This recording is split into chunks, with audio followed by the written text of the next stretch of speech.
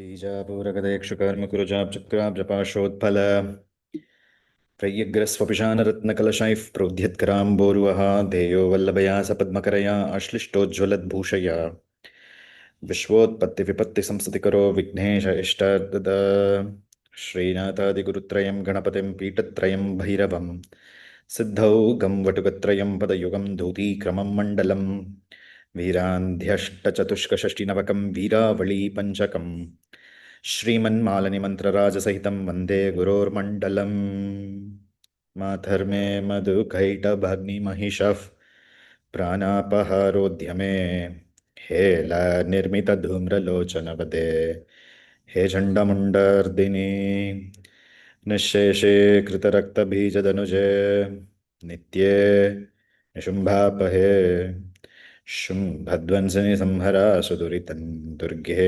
नमस्तेऽम्बिके सर्वं श्रीचण्डी महालक्ष्मी श्रीपादुकां पूजयामि तर्पयामि नमः.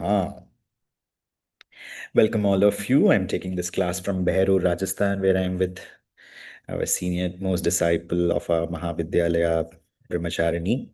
And you can have darshan of Brahmacharini Durga behind me, who is established here in, and it is called to be Brahmacharini Peetam, actually, because she has been completed with all the Diksha and she has completed the Purusharana and she's still continuing to practice, which is a blessing for the Mahavidyalaya and which is a blessing to have such students who have very sincerely come up in their sadhana. And I'm here today spending time with her and involving in sadhana and a lot of other conversations. And this blessing, it's a blessing to have such students around, actually. Okay, so today we move into one of the most fascinating and turning points in the history of Shakta and Tantric thought. The moment when Tantra begins to consciously dialogue with the Vedanta. That is what we are trying to understand, though very complex in nature, but I have tried to put it in as easier format as possible so that I can make you all understand in the foundation classes. So it's going to be like more of a storytelling today. See, around the early centuries of the Common Era, particularly when when you remember, like last class, I spoke about Gaudapadacharya, the guru of Shankaracharya. Actually, when Gaudapada was traditionally regarded as the teacher of Adi Shankaracharya, we begin to see what is called as a crystallization in the Srividya traditions, actually. Gaudapada is said to have authored works such as Srividya Ratna Sutra. This is one of the foundational works for Srividya to evolve in whatever we practice today, particularly in the Dakshinachara traditions. And also there is another very interesting sutra, Shakti Sutra. And also there is a third significant work which is called as the Shubha Godaya Stuti, which gave the, as I said, like the philosophical form to what was earlier an esoteric current, what was basically present within the Kashmiri Shaivism, the doctrine that was developed in the Kashmiri Shaivism and that can be practiced and becoming Shakti Pradhana Shiva Tattvam as we are understanding. These concepts evolved with these thoughts, actually. And also there are different Shakta tantric texts, particularly the Tripura Agama, which was completely refined, actually, Shankara, that is Shankara Bhagavad-pada, is remembered very well in the tantric tradition as an adept Srividya, because with the amount of Sri chakras that Shankara Bhagavad-pada has established in various temples, he's definitely a tantric. You understand what I'm trying to say? We cannot simply say that he was a Vedantic and Brahmagnani, like if he would have been that, there was no necessary for Bhagavad-pada to establish, Sri chakras in various temples. He has established Sri Chakra near Devi on, on her body, on her ears, in various places he has. So he has in turn proven the idea that Sri Chakra and Devi are one and the same. And, that very manifesting powers of Sri Chakra is he himself, as a sadhaka, as a guru, and as Bhagavan himself. You understand, a guru is equivalent to Bhagavan, and he himself proved in all these dimensions actually. So, if we have to simply see Shankara Bhagavatpada as a Vedantic, you understand, like talking about Upanishads or Brahma Sutras or something, that is not at all the idea, because he has totally experienced what is a Shri Chakra is all about, actually. He is a living manifestation of Shri Chakra, and he has composed n number of works, scholarly works, actually, which has a deep down esoteric devotional representation of that Shri Chakra in various ways, actually. And one of the most celebrated work is Soundarya Lahari, actually. Moving forward, after the graduation ceremony, as I told you, like we will be looking into the bhashyams of Lalita Sahasranama, because anyway, Lalita Sahasranamam text is getting completed. Let me announce now itself, like because we are talking about Bhagavad Pada, we are going to do what is called as an 100-day exercise program with Soundarya Lahari.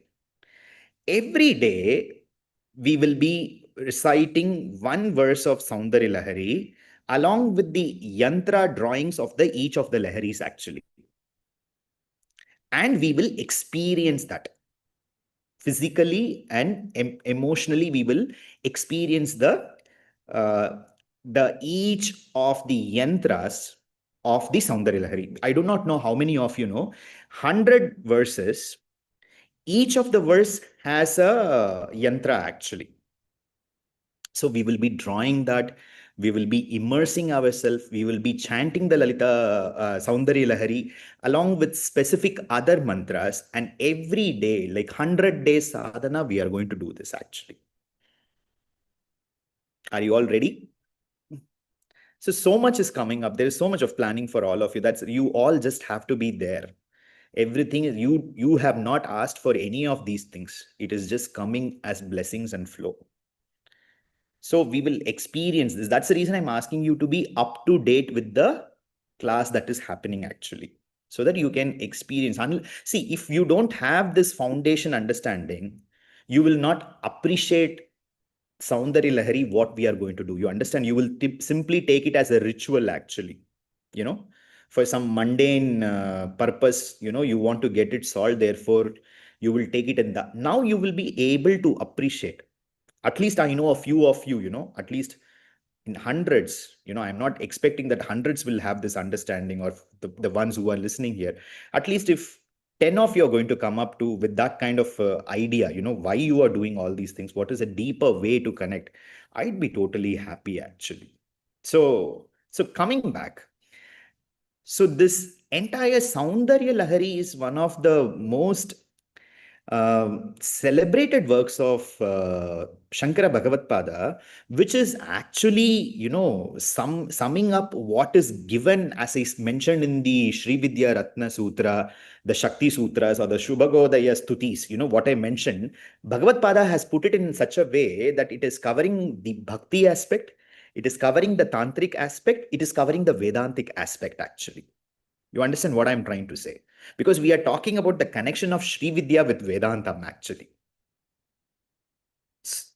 And and this is the way how Vedantic thought is silently embedded in Srividya, actually. And what is important for us to understand is how Srividya became, a current in terms of getting aligned with the Advaita Tattvam, actually, because Shankara's doctrine was Advaita philosophy, actually.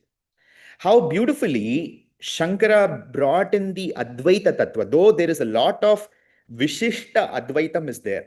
Vishishta Advaitam means there is duality is there, where the Bhagavan and the Bhakta are different. The Bhakta is constantly looking for Swatantra, because Swatantra is the foundation of Sri Vidya. Yes or no? There is no doubt about it. Bhagavad Pada is also not debating on that, actually. But Bhagavad Pada is ultimately connecting where That swatantrata is all about realizing that Devi is not, you are not going on searching Devi outside, but Devi is within you, and you yourself is that Devi. Are able to get what I'm trying to say? Because ultimately Vedanta is saying what? Aham Brahmasmi. Correct, na? We are not able to ready to accept that. We are not ready to understand that. So Bhagavad Pada is bringing what? Bhagavad Pada is bringing this beautiful lady who is called as Tripura Sundari in the middle of the the Aham Brahmasmi and between you actually. And he is introducing this beautiful lady as mother, and the play is beginning there because that beautiful lady herself is somebody who plays. That's the reason her name is called as Lalita. The Lalita means the one who plays actually. Are able to follow? Rama, Meenakshi, Srini, Nikhil is nicely nodding his head. I feel so happy actually. Give some reactions that you are enjoying it or you are understanding it.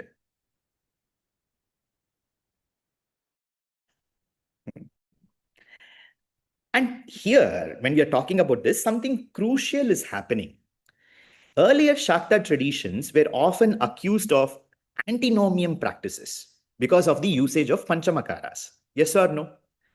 The ritual, all the ritual excesses that were there. But during this period, a purification and recentering has occurred actually. The emphasis shift towards samayachara, an internalized and a contemplative mode. The Shakta Tantras became aligned with Vedic authority rather than opposing them actually. The emphasis is no longer on external power but on metaphysical realization. On metaphysical realization. That is, the ritual logics were not mere rituals, but they were deeply connecting the body, mind to the soul, and that was the Vedantic bridge that was connected.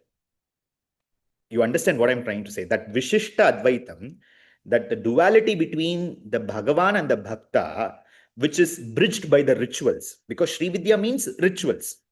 Yes or no? There's a lot of rituals we do now because we were also putting reels after reels we were uploading about our Sri Chakra Pratishtapana. You would have imagined how much of rituals we have done. Some of you are going to experience that rituals in the upcoming May month actually. Just imagine from morning 3:45 to night 9 o'clock, you are going to do rituals actually without a break. And some of you, those who have done, you know how it goes actually. You will not even feel hunger, you will not feel tired, you will not feel sleepy. You will constantly keep doing it actually. Once you experience, you are. So, why we do that ritual? Where it is connecting?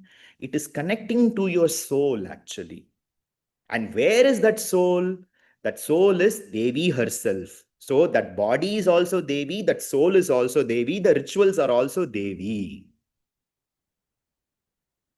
Are able to get it actually? So the Shakta Tantra becomes aligned with the Vedic authority rather than opposing them. The emphasis is no longer on external power, but on the metaphysical realization. It is not just to acquire some external powers like Laghima Siddhi, Mahima Siddhi, Garima Siddhi, not for that, but it is to realize your own self, that self realization which is spoken hours together, which is written in books after books. It can be realized even through these ritual logics, actually, through the domain of rituals within the Srividya perspective. Got it? And and these very rituals are so healing actually. They have physiological and psychological ways of deeply connecting the sadhaka, deeply healing the sadhaka. And that healing, I'm using it as a coded language, which means what? The sadhaka is getting karmic cleansed actually. These are not mere rituals, but karmic cleansing is happening, which is very difficult to happen otherwise actually. Got it? So, therefore, the Parashurama Kalpa Sutra becomes central here. Because Bhagavad Pada will not do things just like that, actually. It is not his whims and fancies, you understand. They will go with the authority of the scriptures, Shastra Pramanam, actually. Shastra Pramanam and Guru Sadhu Ashirvadam. What his guru has taught, because it started with Gaudapada. And Shankara is placing Gaudapada as an authority, saying that my guru has said all these things, and the scripture is this, therefore the interpretation should go like this, which is good for the Loka Kalyanam, or for the benefit of the individual's welfare, actually. So, based on predominantly on the Parashurama Kalpa Sutra, which is the central treatise for Srividya students. Parashurama Kalpa Sutra is the authority, actually. Like whatever we did for the Sri Chakra Pratishtapana, if you ask me on what authority you did it, I did it on the authority of Parashurama Kalpa Sutra. That is the text, actually. You understand what I'm trying to say? It is not my whims and fancies. The text has given that, our gurus in the traditions have followed it, and I have done it the same way. You understand what I'm trying to say? So that is the way we function, actually. It is not our will. We have not done something fancy, actually. It is based on pramanam, actually. So the Parashurama Kalpasutra, coming back to what I'm saying, it lays out what is called as an aphoristic form to the philosophical foundation to the Srividya. That is, it affirms that the soul's essential nature is none other than the undifferentiated absolute consciousness. The undifferentiated absolute consciousness is what the soul is all about. And that soul, which looks to be so exclusive to one individual, it is the one and the same for everybody. And that one and the same for everybody is what is called a super soul. And that super soul is none other than Tripura Sundari herself. So therefore, that Tripura Sundari is the one who is present in everybody, because that is the soul which is present in everybody. Got it? So the practitioner is guided towards recognizing that one's own nature is Tripura Sundari. That is none other than what is called as Anandam. And that Anandam is what? Swatantram. And that apparent multiplicity of experience is a contraction of the original unity, that all these other worldly experiences are making us to forget that, actually. Again, connecting to the ideas of the aham versus the idam, actually. And Srividya is trying to slowly break that duality that is present in the aham versus idam, actually. Here emerges a very profound doctrine of Prakasha and Vimarsha, these two concepts. That is, as we understand, Prakasha is pure light, that is consciousness as illumination. And what is Vimarsha? It is reflective awareness, as we have understood. Yes or no? Correct? These are all first time you are listening, or you have heard before? Some of you are giving me reaction, what is this? In Tamil, they say, Mulsa Ramayana கேட்டு சீதைக்கு ராமர் சித்தப்பான்னு கேட்ட மாதிரி. Actually, after listening to the entire Ramayana, somebody asked, it seems, is Rama is father-in-law for Sita, actually. That kind of a reaction, if it is coming from somebody, very difficult, actually. So, Prakasha, Vimarsha, conscious and reflect. No two separate realities like Purusha and Prakriti.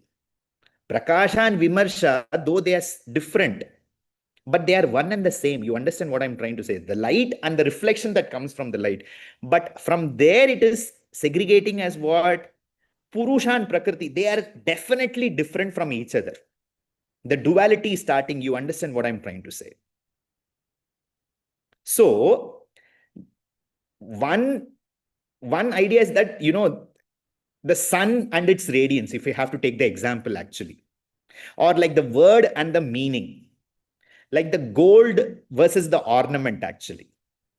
like the name and the form, the lamp and the light of the lamp, actually. So, if there is a light, but nothing to illuminate, that state is pure transcendence. That is Prakasha. When that light reflect upon itself, when awareness becomes self-aware, that is Vimarsha. And form this, and forming this is self-reflection that arises from the entire cosmos. Are you getting it?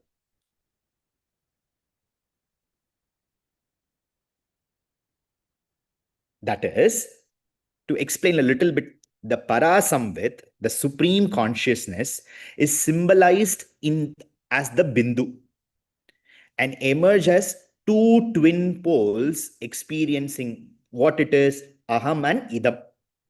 Aham versus Idam. The realization is always this, yes or no? I versus the others, actually. Correct, na? Me and others. In the highest state, it is totally indistinguishable. There is no difference between Aham and Idam. You understand what I'm trying to say? Just like Prakasha and Vimarsha are the one and the same, we will reach that state actually. Now, what is happening? We see Shiva and Shakti has two different entities actually. Male, female, you understand? Purusha, Prakriti. We are not able to get over that actually. That's the reason all these Nama, Beda, Abeda, Rupa, Tattvam are existing for us actually. But the moment it is going to cleanse, when that will become one for us, everything will become one for us actually. And that is the point of merging in Bindu actually.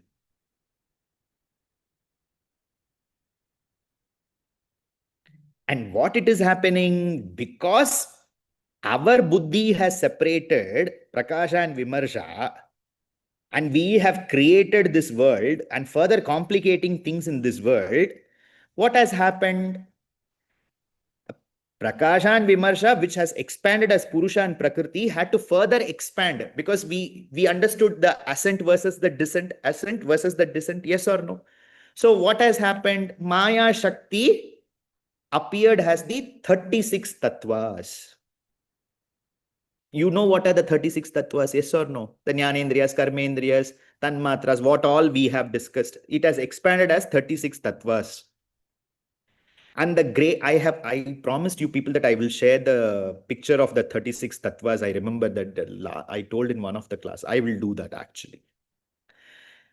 So these 36 tattvas are the graded levels of manifestation, one after the other, how things have manifested actually. And in that, the five belong to the pure path. The five elements within the 36 tattvas, the first five elements appear to be the pure path, which is the Shuddha tattva, and five to the mixed path, that is Shuddha, Ashuddha tattva, and 26 to the impure path, that is Ashuddha tattva, corresponding to the Sankhya categories. Consciousness gradually contracts into individuality through time, space, limited knowledge, limited agency, and causation. What is this technically called? Use the chat box to answer. What this is called as?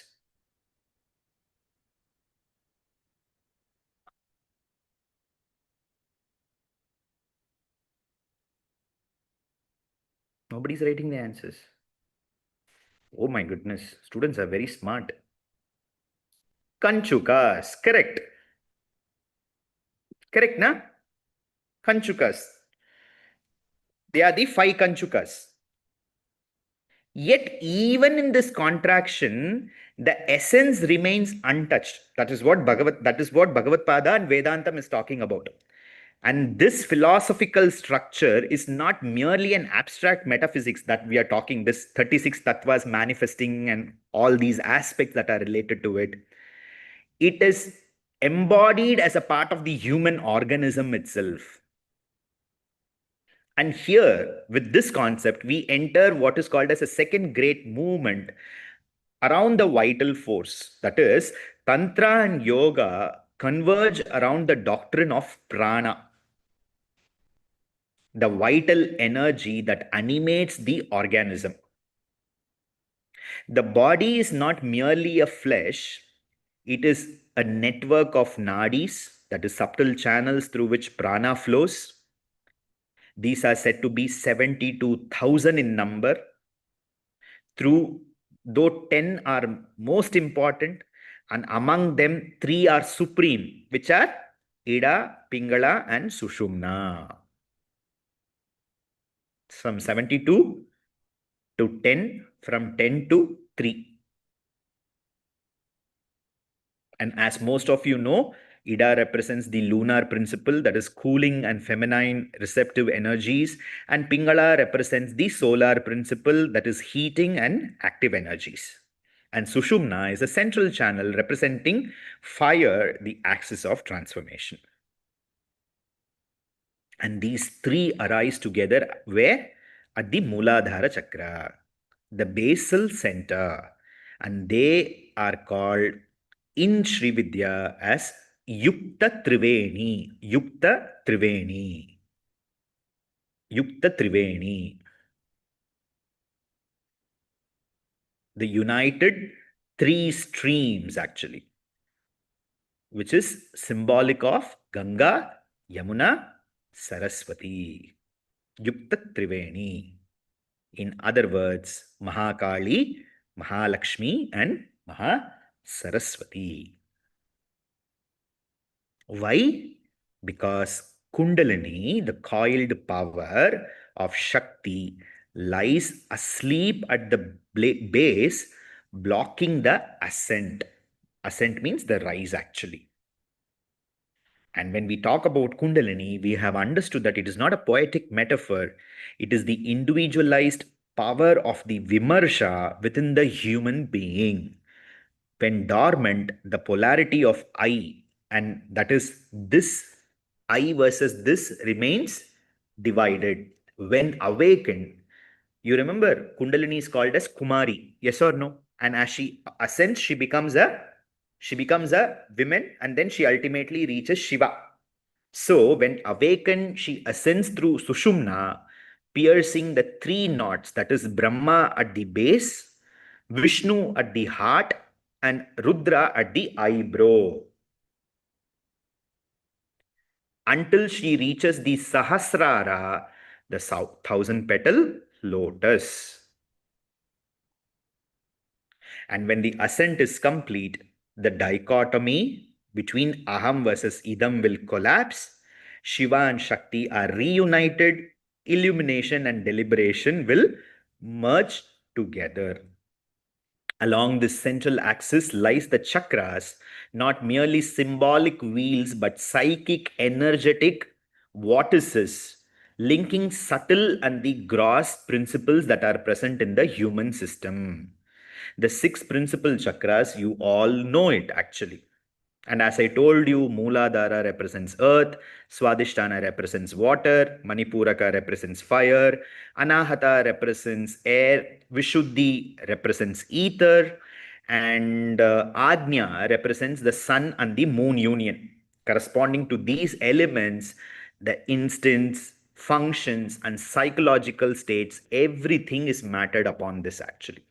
And above them lies the Manas Chakra, Soma Chakra, and finally the Sahasrara. Please understand this. The Manas Chakra, the Soma Chakra, and the Sahasra Chakra, the 3 chakras.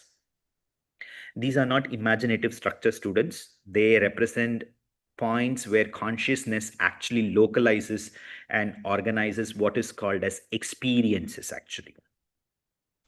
Some of you told me, when you were there in the Sri Chakra Pratishtapana, you said that it was beyond world experience. You know what? Actually, that beyond worldly experience was almost in the Soma Chakra. It was not even in the Manas Chakra, actually.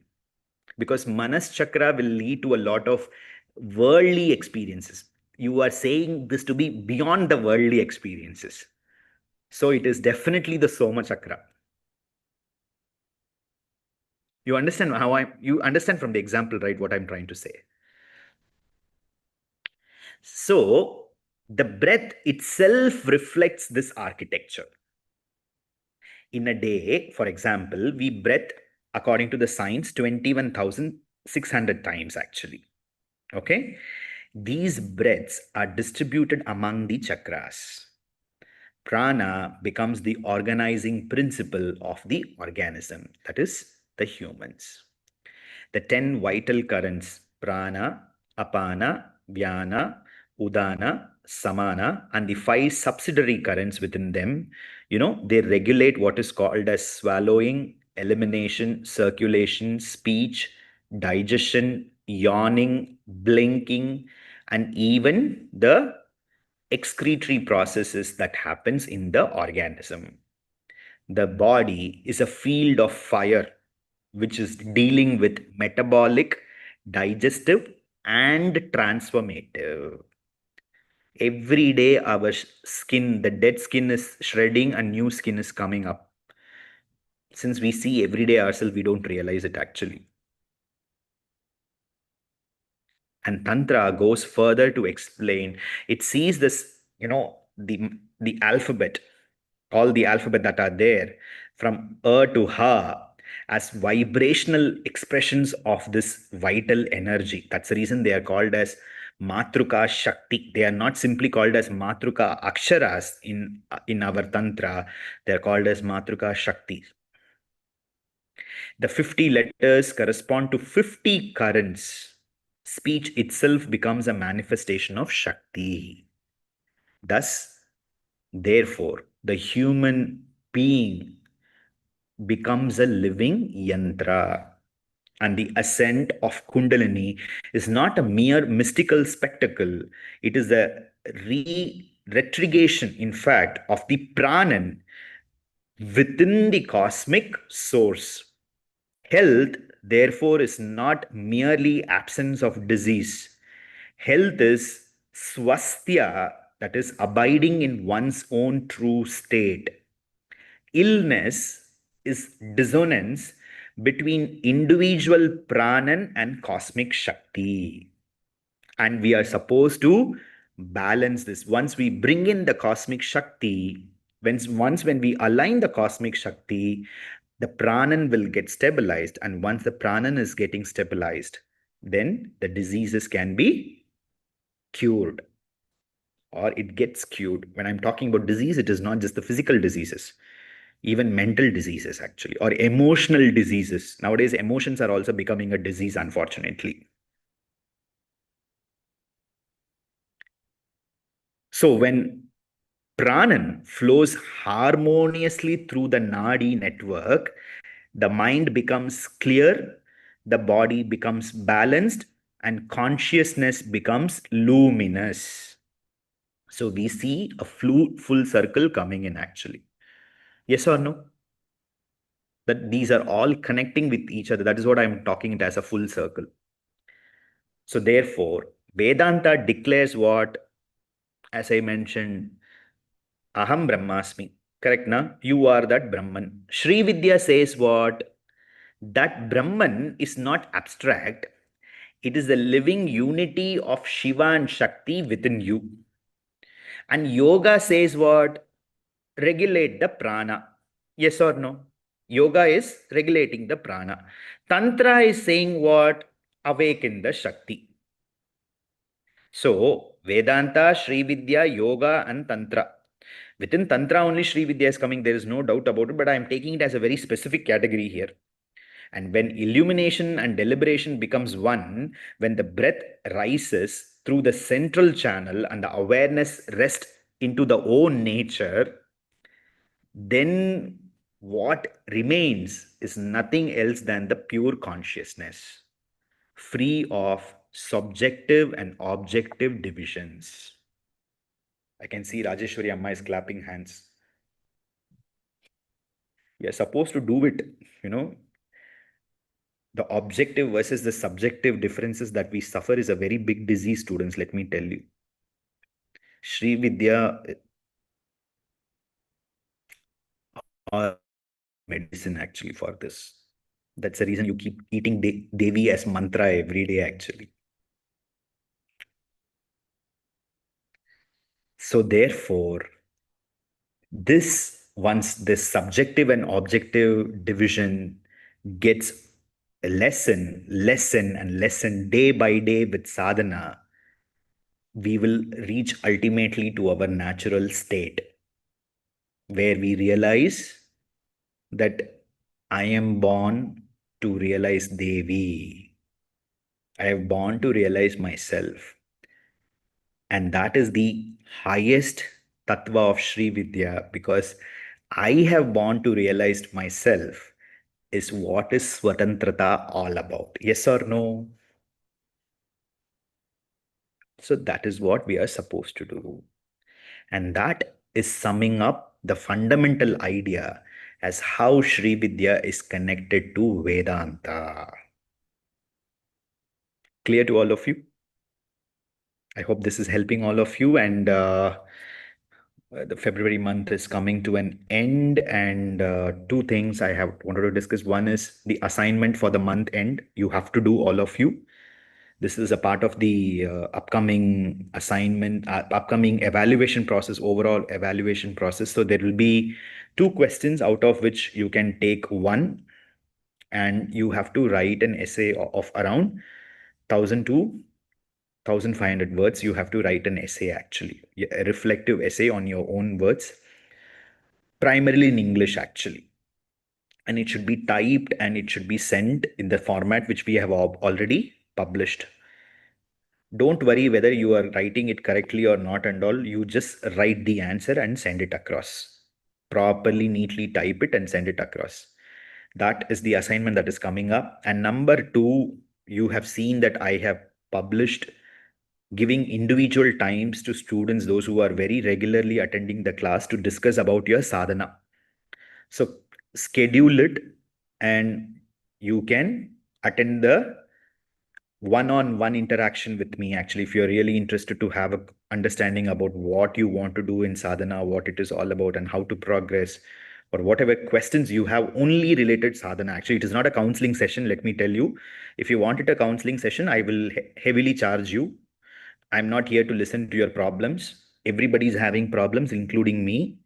So let us not making it as a sobbing session. It's only about your sadhana.